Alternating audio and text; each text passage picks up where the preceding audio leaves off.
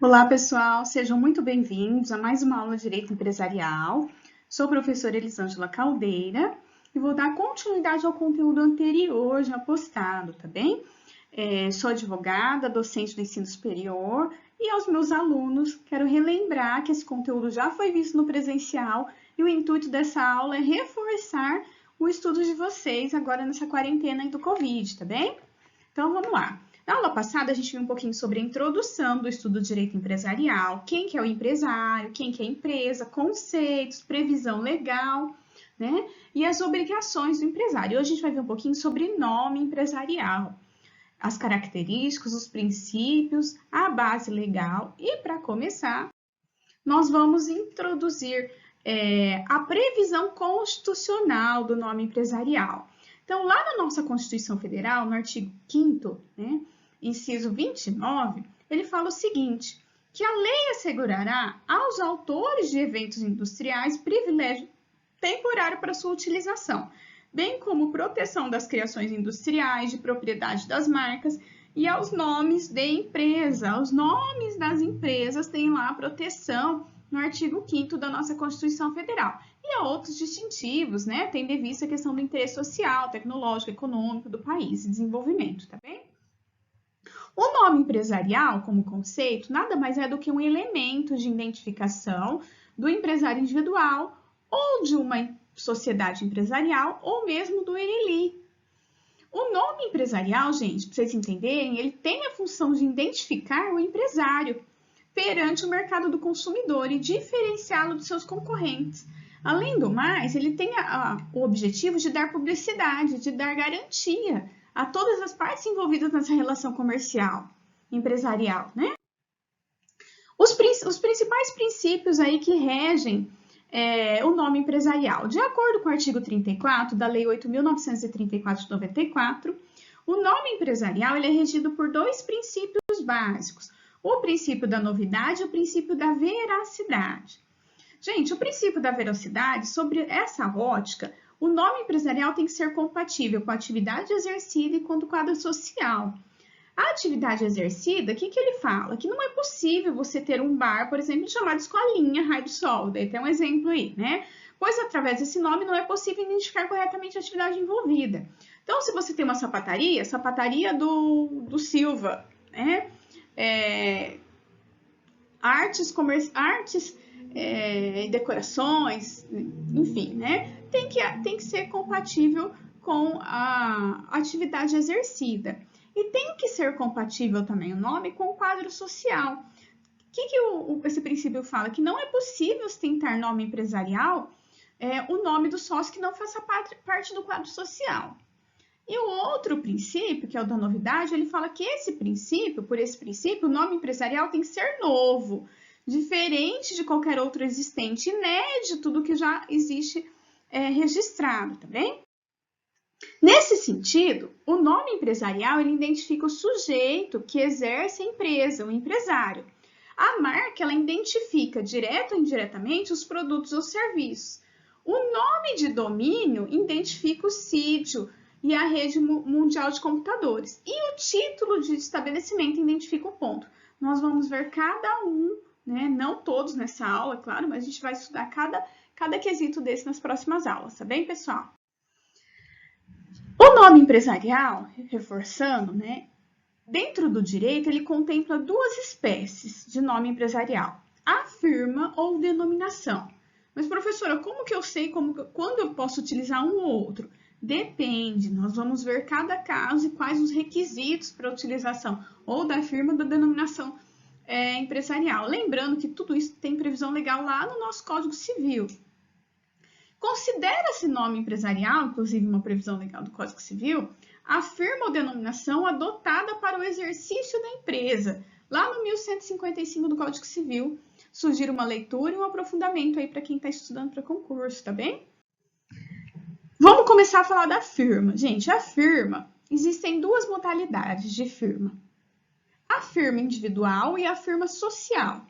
A firma individual, ela tem uma previsão lá no Código Civil, 1156, artigo, constituída pelo nome civil do empresário, abreviado ou não, podendo ser acrescido um sinal distintivo. Essa questão do pode ou é obrigatório, né? Quando é ou não obrigatório, é muito importante, tem muito peguinho em concurso por conta disso, tá bem? E em provas também.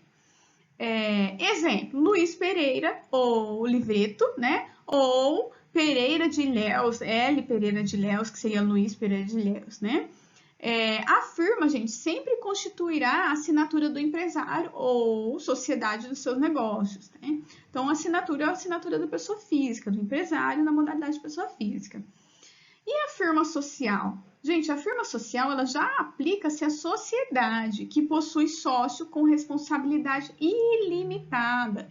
Nós falamos a respeito de responsabilidade na última aula, né? Responsabilidade limitada e ilimitada. E a gente vai aprofundar um pouquinho nisso quando a gente adentrar o contexto de sociedades. Então, lá, a previsão da firma social está lá no 1157 do Código Civil, que ele fala o seguinte, que a sociedade em que houver sócios de responsabilidade ilimitada operará sobre firma, então se entende-se uma obrigatoriedade, no qual somente os nomes deles poderão figurar, bastando para formá-la ditar ao nome de um deles a expressão e companhia, caso tenha vários, né? Não dá para colocar todos no nome. Ou sua abreviatura, sociedade em nome coletivo, comandita simples, normalmente já vem a abreviatura, tá?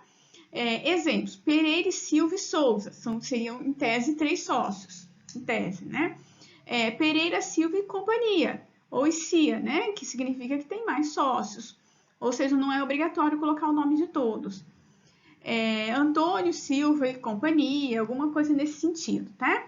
Observação importante para vocês entenderem: os sócios que figuram como seus nomes na firma social são solidários e ilimitadamente responsáveis pelas obrigações contraídas sobre a firma social. E deve-se colocar o nome do sócio completo ou abreviado, tá bem? Vamos lá. E a denominação? Como que funciona a questão da denominação, gente? A denominação já é constituída pela designação do objeto da empresa, podendo adotar nome civil ou qualquer outra expressão linguística. É o chamado elemento fantasia. Exemplo, festa fácil. Você já entende, né, que é relacionado à atividade da empresa. Ou Silvio Pereira Cosméticos Limitada, LTDA, a abreviação, né? Alvorada Cosméticos LTDA, abreviação. Trouxe alguns exemplos para vocês entenderem. Essa previsão está lá no artigo 1160. E existe também algumas obrigatoriedades da denominação. O 1160 ele fala o seguinte, que a sociedade anônima, ou seja, SA, que vocês conhecem, opera sobre denominação designativa do objeto social, integrada pelas expressões sociedade anônima, ou SA, ou companhia, CIA, né? Por extenso abreviadamente. Gente, isso é importante porque a sociedade anônima, ela obrigatoriamente só pode adotar denominação, não pode adotar firma. Cuidado para não confundir com as demais modalidades aí de empresa. Ressaltando que só pode constar a denominação o nome do fundador, acionista, no caso da SA, né? Corrido também por um bom êxito da formação da empresa. Vamos lá. Quais são as exceções? Essas exceções são muito importantes que vocês analisem e voltem esse conteúdo várias vezes se for o caso, porque são exceções que despencam, não é nem caem, despencam em concurso. Existem 3 principais exceções aí relacionadas ao nome empresarial. Primeiro, a previsão lá do 1158 do Código Civil, que ele fala o seguinte, pode a sociedade limitada adotar firma ou denominação integradas pela palavra final limitada ou sua abreviatura, que é LTDA. Exemplos, Pereira e Silva e Souza, LTDA. Observação. Lá no parágrafo 3º do artigo 1158, a omissão, gente, da palavra limitada, ela determina a responsabilidade solidária e ilimitada dos administradores que assim empregarem a firma ou denominação da sociedade. Ou seja, gente, quem responde é o administrador, muito cuidado aí.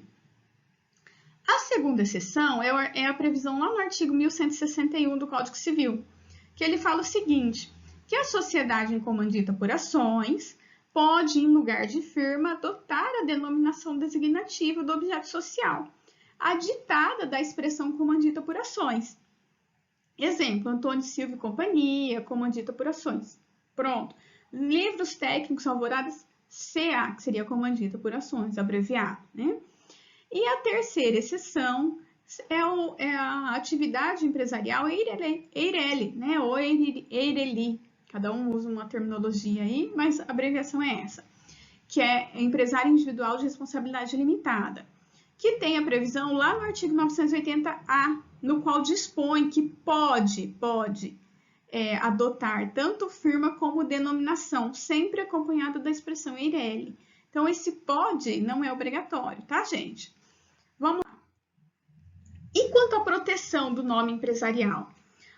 A proteção do nome empresarial, ela ocorre automaticamente no registro do empresário. Quando o empresário faz o registro, já existe a proteção automática. Mas em que âmbito? Porque ele fala o seguinte, da sociedade empresária ou mesmo do EIRELI na junta comercial. Gente, junta comercial, a territorialidade dela é estadual. Existe uma discussão aí doutrinária sobre, né, mas como cai em concurso e cai em prova também, então vocês precisam entender até onde exatamente é essa proteção de territorialidade, qual que é o âmbito. Lá no 1166 do Código Civil, que é bem claro, ele fala o seguinte, na inscrição do empresário, o ato constitutivo, ele assegura a proteção do nome nos limites do Estado, ou seja, a proteção se dá em âmbito estadual. Averigou-se também que o nome empresarial ainda necessita de muita atenção por parte dos próprios operadores de direito, né, gente? Porque visto que, apesar do Código Civil prever uma legislação especial para a proteção do nome empresarial, nossa Constituição Federal também tem essa previsibilidade em todo o território nacional, a previsão do artigo 1166 continua em âmbito estadual. Ah, professora, mas eu quero abrir uma empresa e eu quero ter a proteção do nome dela em âmbito federal. Então, vai ter que registrar nas juntas dos outros estados também. Em tese, é isso, gente. As principais características do nome empresarial. Ele é inalienável, ele tem que ter a característica de novidade e veracidade, e a última característica, ele tem que ser imprescritível. Então, vamos lá. É alienável. Previsão do 1164 do Código Civil fala que o nome empresarial não pode ser objeto né, de alienação, ou seja, não pode vender, não pode repassar, né? Existem algumas exceções aí que nós vamos ver mais para frente, mas em tese, a principal característica, ele é inalienável. Novidade e veracidade, previsto lá no 1167 do Código Civil, que deve atender aos princípios da novidade e veracidade, tem que ser novo, que ninguém conheça, inédito, né? E por último, ele é imprescritível, podendo ser prejudicado, né, em que teve nome empresarial de forma igual ou semelhante usar uma ação para anulação feita com a violação de qualquer tempo, gente. Então, essa imprescritibilidade é importante para proteção, principalmente, da característica, tá? Vamos falar, para finalizar essa parte de nome empresarial, a gente vai falar um pouquinho sobre a alteração do nome empresarial, como que funciona a questão da alteração. É importante, gente, o nome empresarial, ao contrário do nome civil, que não é tão simples, o nome empresarial ele pode ser alterado pela simples vontade do empresário ou das partes envolvidas, né? Seja esse pessoa natural ou jurídica, desde que respeitada algumas normas de formação já analisada, características, os princípios, né? Respeitando as características dos princípios, ele pode ser alterado a qualquer momento. Como que ocorre essa alteração? Ela pode ser de forma voluntária, por vontade das partes, ou obrigatória, que é o princípio lá da veracidade. Como é que funciona essa questão obrigatória? Em relação aos nomes empresariais, né, fundados em nome civil, são causas de alteração obrigatória, para vocês entenderem. Saída, retirada, exclusão, ou mesmo a questão da morte de um dos sócios, cujo nome civil constava lá na firma ou na denominação. Neste caso, enquanto não se proceder à alteração do nome empresarial, o ex-sócio ou espólio continua a responder pelas obrigações sociais nas mesmas condições em que respondia quando ainda integrava na sociedade. Então, é importante, saiu da empresa, teu nome consta lá no nome empresarial, o importante é fazer a retirada, a exclusão. Né? Outro tipo de alteração da categoria do sócio, quando muda de categoria, que quanto à sua responsabilidade pelas obrigações sociais, se o nome civil dele integrava o nome empresarial. E se o sócio comanditado, no caso de comanditas, né, de uma sociedade em comandita simples, passa a ser o comanditário. Também existe uma alteração, nós vamos ver cada caso dessas modalidades empresariais. O seu nome civil, né, não poderá continuar a compor o nome da sociedade, a firma social, até que se altere esse nome, o sócio continuará a responder por todas as obrigações sociais, como se ainda se integrasse na categoria anterior. Então, daí a importância, né, pessoal? Vocês verem que a questão maior aí é a questão da responsabilidade. E, por último, a alienação do estabelecimento por ato entre os vivos, que quando ocorre essa alienação, o empresário individual ou mesmo a sociedade empresária não podem alienar o nome, que eu havia citado agora. Mas, na hipótese, por isso que quando eu citei a questão da inaliabilidade, né, eu falei que poderia existir uma exceção, né? Na hipótese de alienação do estabelecimento por ato entre os vivos, existe a previsão, se existir uma previsão no contrato, o adquirente pode, né, adquirir, né, alienar o nome do alienante, sim, precedido, né, o seu, com a qualificação do sucessor. Então, existe aí essa opção, tá bem? Então, nós vamos finalizar por aqui essa aula e eu vejo vocês na próxima aula.